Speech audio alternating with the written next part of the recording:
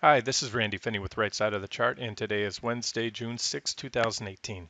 I've had a few requests in the trading room recently to provide an update on the cannabis stocks, and that's what I'll do here today. What I'll go through is the charts of MJ, which is the was the first to market. I don't know, may still be the only cannabis ETF out there. And then I'll go through the top holdings of that one. I won't go through all the cannabis stocks. If you followed me in the past, I've covered cannabis stocks on and off for the last few years, actively engaging the sector at time and then stepping aside when the charts no longer look compelling.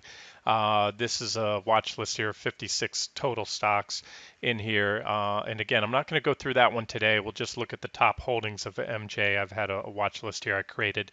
And a lot of these I'll go through both the US, the shares that are listed or traded, I should say, or listed, yes, and traded on US exchange as well as the Canadian exchange. Most of these are Canadian companies. Cannabis is still not legal at the federal level in the U.S. Therefore, you're not going to have a lot of U.S. companies. There are some that are, you can trade there on the periphery of, or indirect plays to the cannabis sector. But for the most part, the pure plays and more direct plays are Canadian companies for the most part. So we'll go through these, but again, they trade. A lot of those companies are also listed on U.S. exchanges, and you can trade them here. So we'll go through those as well.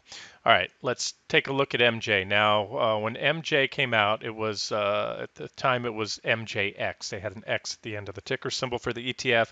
And as I mentioned, when you're looking at this chart, that ETF MJX used to be, if memory serves me correct, it was a Latin American high yielding real estate ETF or something to that nature. So all these trades that you see in the past before this big rip right here, let me highlight that for you.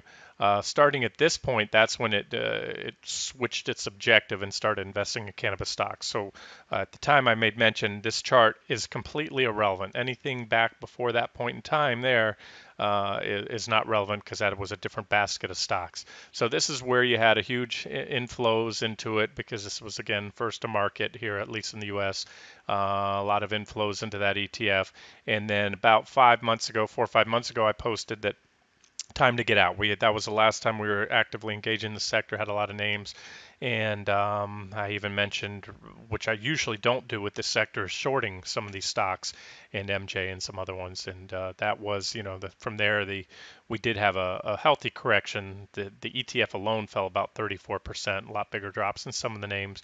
But since then they've been doing well, and this is again probably a lot of hype leading up to the elections tomorrow in Canada, where they're looking to, vote to, not elections, I'm sorry, the vote to have consider legalizing marijuana at the recreational level. So we'll see what happens. I suspect we may get a buy the rumor, sell the news event. In other words, you can see this sharp rally just in the last few days here in MJX, up about 8.5% in the last 3 days. Again, in anticipation of that.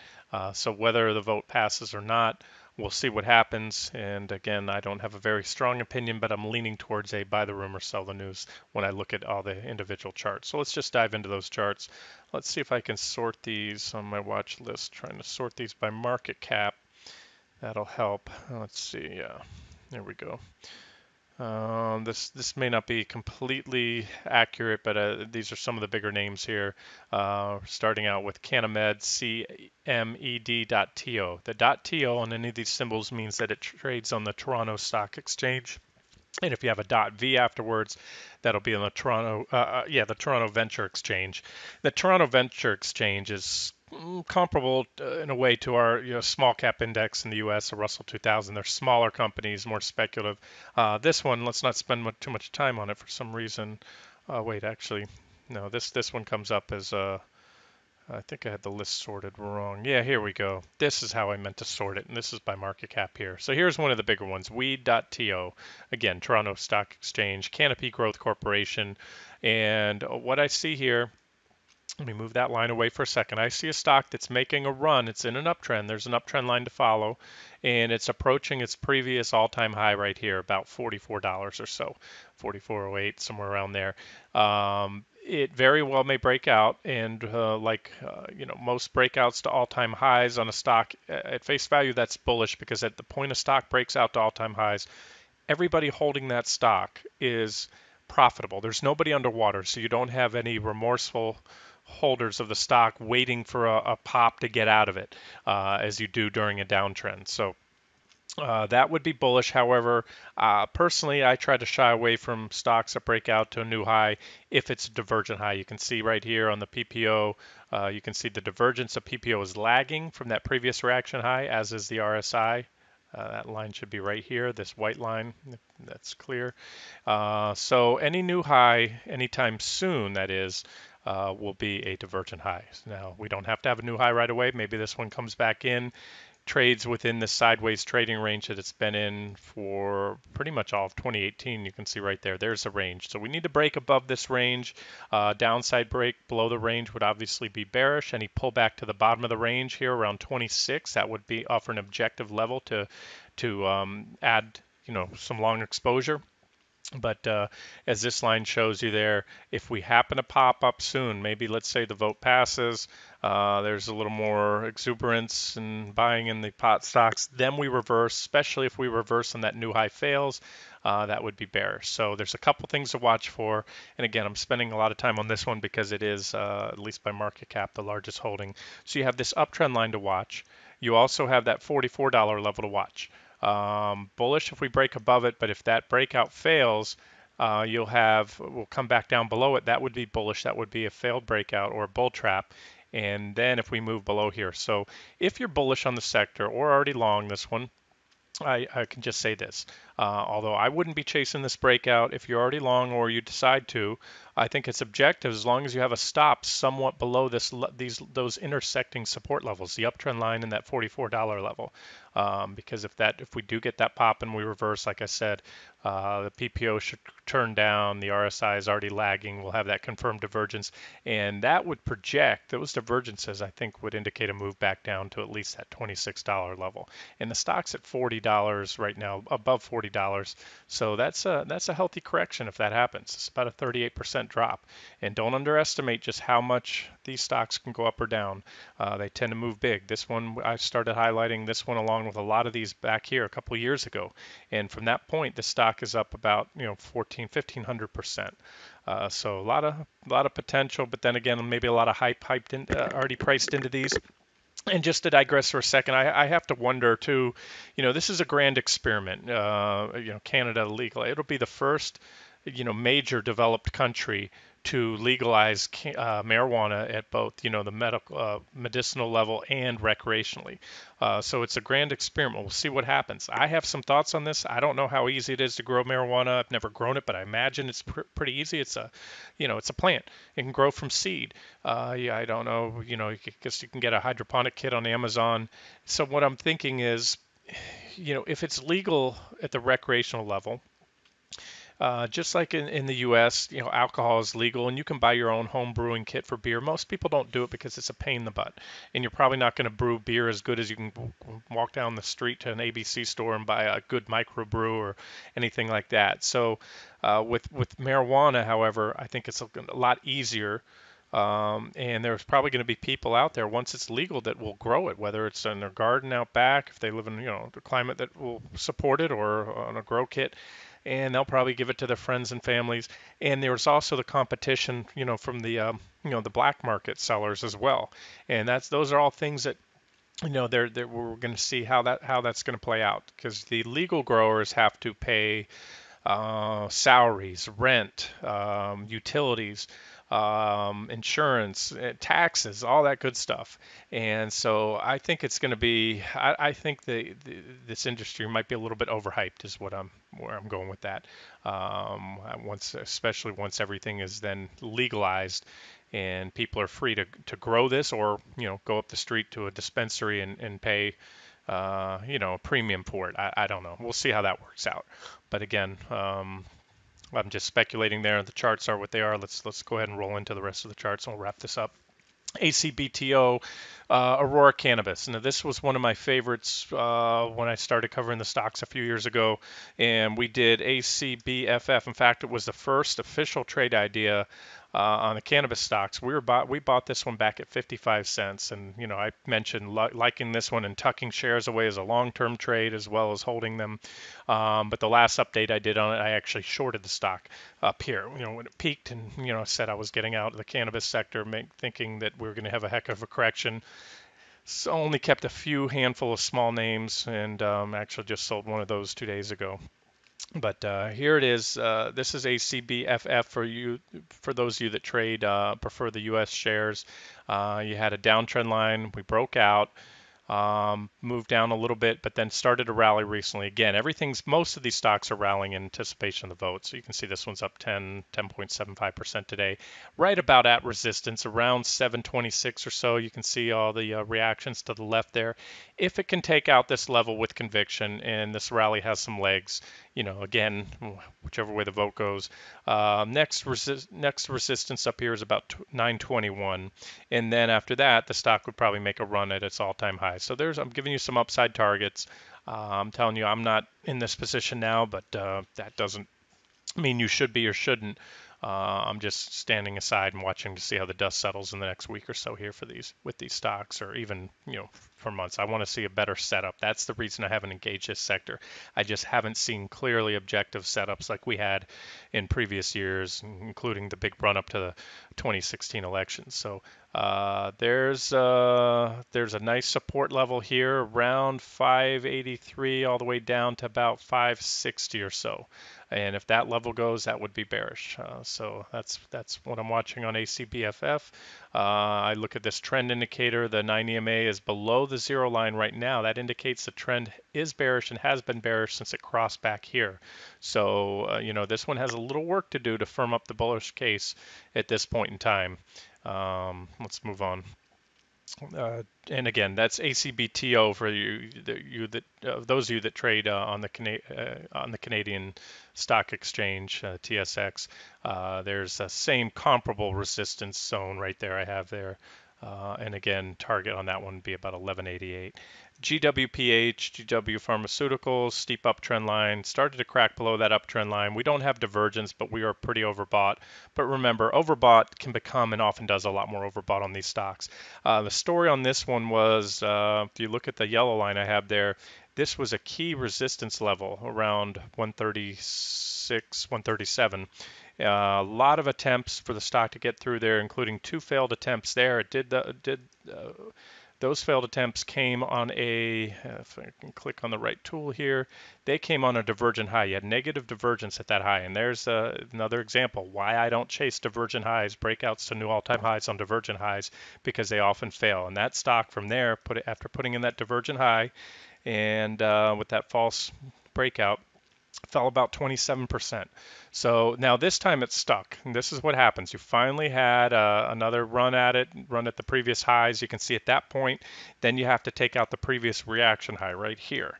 And there was another reaction where it went up, tested it, but finally it took it out. That was bullish. That was the real deal, and this one ran. So from that point, it ran about 13 or so percent, but it's starting to crack below this trend line.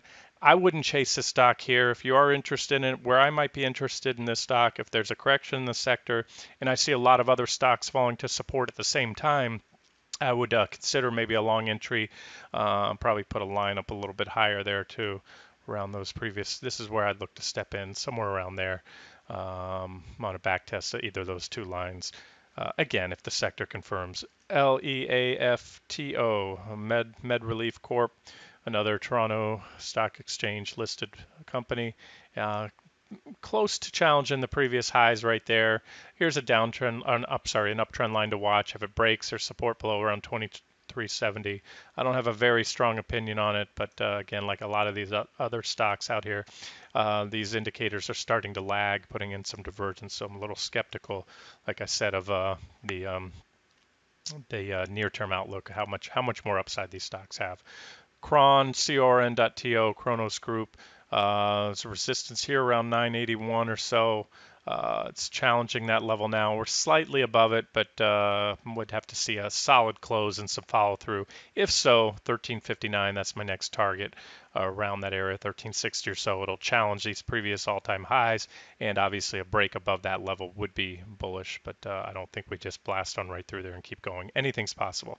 And you can see here's an uptrend line and another uptrend line below, which can act as support. So if you're long this stock now or you decide to take a long position, you could place a stop just below those levels. I think that would be objective. And the next one is the same company. These are the U.S. listed shares, CRON, Kronos Group. And I like this one even better, this chart, because you have these uptrend lines coming in together. They're intersecting, or at least they intersected at this point here. So again, that can help control your, cut your losses if this one happens to fail and fall below that level. So these lines, if I color these yellow, looks like a triangle pattern right here. So you really need to see this one break either above or below that triangle pattern to try to gauge the next direction in that stock. TXCX.V. This looks like again, when I look at this chart, it just looks to me very toppy, like a lot of these stocks do. Seeing it testing those highs, it tried to break out to new highs recently, but it failed and fell back below that level. So that on face value is bearish, but it's not, well, it's not too far off those highs, so you can't write it off yet. There was an uptrend line. It's broken below that trend line. But here's my concern. When it had this recent high right here, that was a divergent high. If it punches up again, it will still be a divergent high. These indicators are lagging. So there's one that I'm not crazy about. But, you know, again, you take it. If you put a stop somewhat below, maybe it'll take off and burn through those divergences. That's always a possibility. I just want to say that I'm not interested in trading this sector right now. TRSTO, there's not enough charting history there on that one. CMED, did we already cover this one? Canamed, if not, oh, that's not trading anymore. That one, I believe they changed the ticker symbol on it. Let's see, OGI.V, Organogram Holdings. Here's another one with a divergent high, so it's really a lot of the same here. Divergent high on the breakout. There's an uptrend line to watch. You know, indicators are pointing up, so we'll just have to see. We'll have to follow through with these next week. Let me see if there's any more that stand out. I'll try to wrap this video up. EMH.V, Emerald Health Therapeutics. There's a downtrend line. There's support below. These two lines together form a descending triangle pattern. Support's around $4, $4.05. So this one looks like it's pinching towards the apex of this triangle. It's going to pop either way. An upside break would be bullish. Probably bring the stock up here eventually around 620 with a stop along the way around 518 or so, and where a downside break would be bearish. Its trend indicator is still bearish. The PPO has crossed below the zero line. The signal line crossed below the zero line back here and has remained below since.